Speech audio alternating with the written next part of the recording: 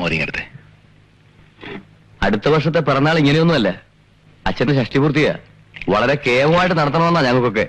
ഈ ആഘോഷങ്ങളൊന്നും എനിക്ക് വലിയ താല്പര്യമില്ല.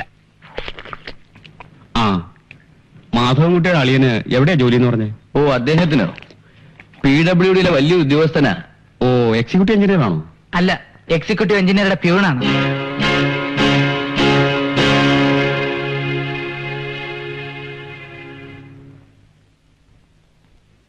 അളിയനും മുരിങ്ങയ്ക്ക് വളരെ ഇഷ്ടമായി തോന്നുന്നു.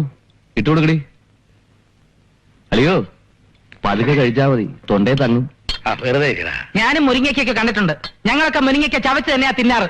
നിങ്ങളെപ്പോലെ വിഴുങ്ങൊന്നുമല്ല, കുറച്ച് നേരായിട്ട് സഹിക്കാണ്. നിങ്ങൾ അപമാനിച്ചുകൊണ്ട് ഞാനങ്ങനെ ഇറങ്ങി പോകുന്നൊന്നും വിചാരിക്കണ്ട. അച്ഛൻ എന്നെ ഓഫീസിൽ വന്ന് നേരിട്ട് ക്ഷണിച്ചിട്ട് തന്നെയാ ഞാൻ ഈ സദ്യക്ക് വന്നിരിക്കുന്നത്.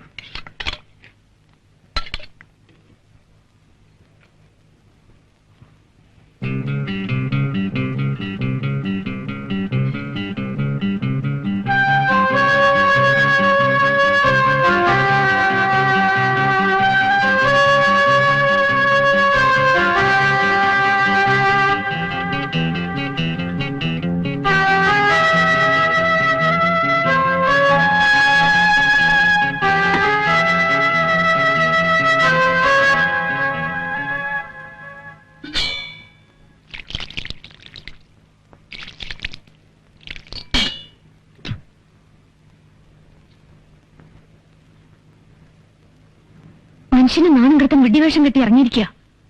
വരാതിരുന്നൂടെ?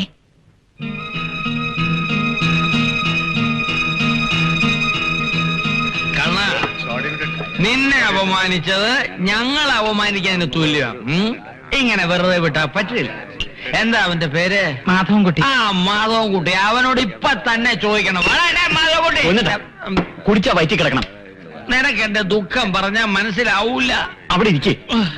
PWD ഓഫീസിലെ ഒരു പ്യൂണിനെ അപമാനിക്കാൻ എവനാര്? ശപ്പൻ. ദുഃഖം മറക്കാൻ നീ കുടി കണ്ണ.